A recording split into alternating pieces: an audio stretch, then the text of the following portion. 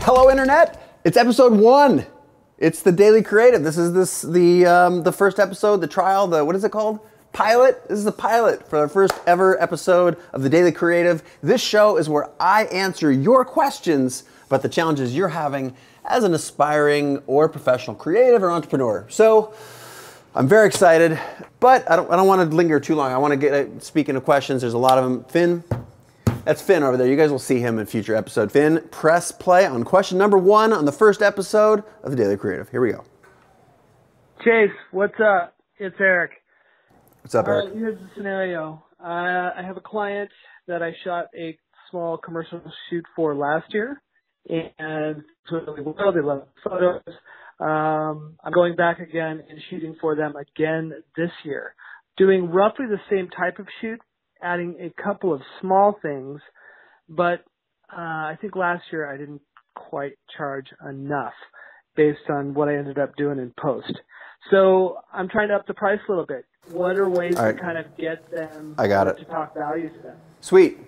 Eric, thank you for your question. It's a good one. I think you are not alone. I know that so many people, this is a very popular question that I've answered in a lot of other places. I love that it's the first question, the first episode, because it has to do with making a living and a life, that is making money as a creative, and we gotta make that no longer a dirty word or a dirty thought. So Eric, I hear you've here's what it sounds like. I'm gonna make a couple of assumptions because that's what I have to do since you're not here in person.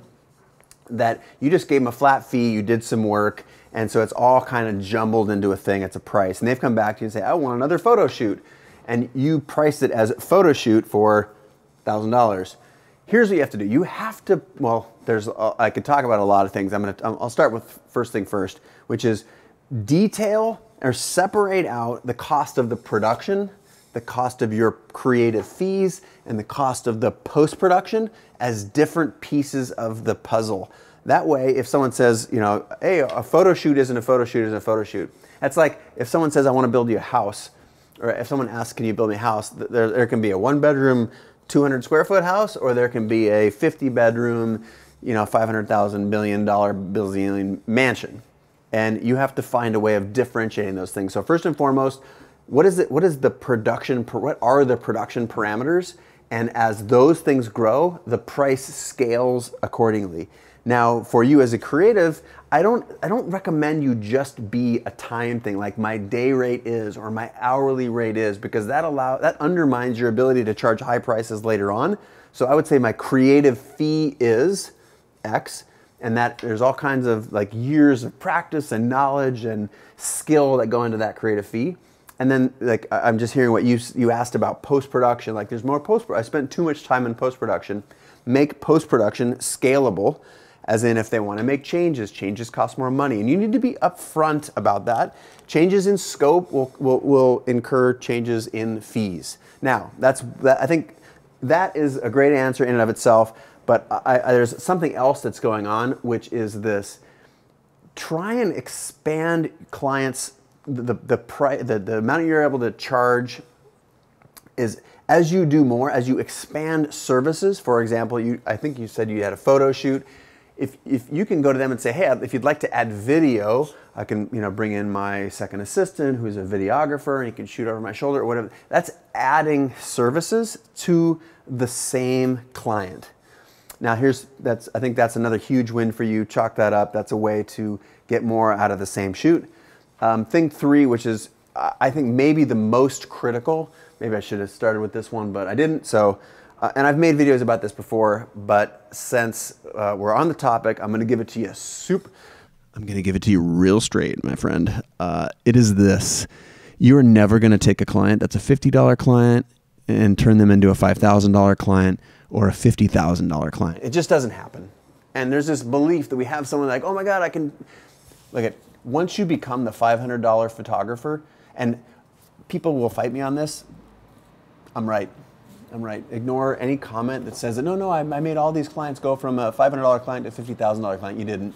Or you're the needle in the haystack. It's not a good business practice. once someone pays you $500, you're never going to be the $50,000 photographer, because if they $50,000, are you going to go to the person who did it for $500? You know how many times that happens to me? Zero. Well, first of all, I would never do things for $500, but when you're starting out, like I get the temptation to believe that you can change them. But what you need to be doing is like, I need to go get a different client, because trying to spend the time to make something that never happens, that's a waste. So go get different clients. And when you walk in the door there, you can be the $5,000 or the $10,000 photographer or photographer. This is very critical. If you want more detail on this, you can look it up, charge, whatever, you know how to search on the internet. All right. I think that was a great question. Great question to start with. I'm very happy that I was able to answer it in 3 parts, thrice. Finn, I think that was a good answer. What do you think? Question number 1, check.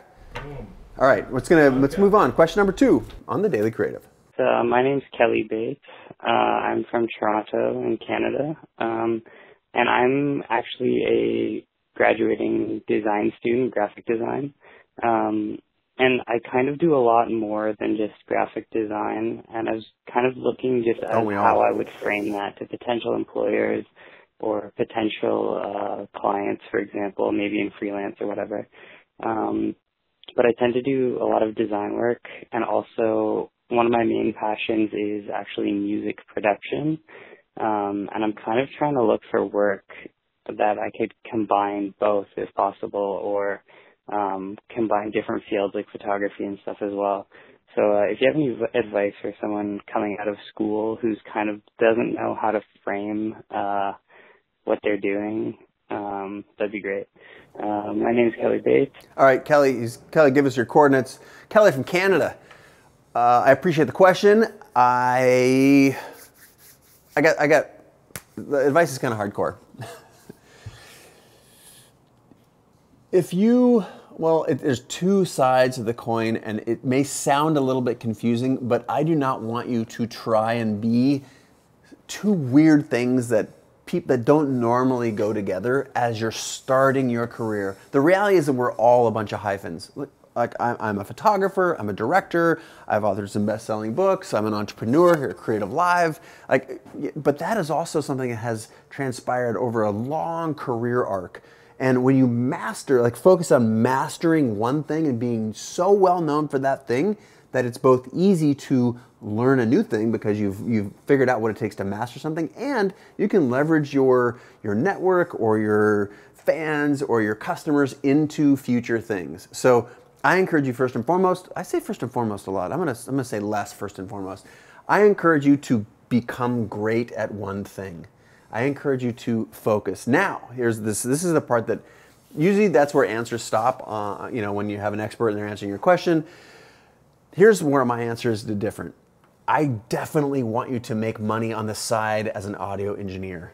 But if what you want to do is be a visual designer, put all of your energy into the brand of the thing that you want to be known for. If someone comes along and says, "Hey, will you, if I pay you $1,000, would you, master the song for me or whatever?"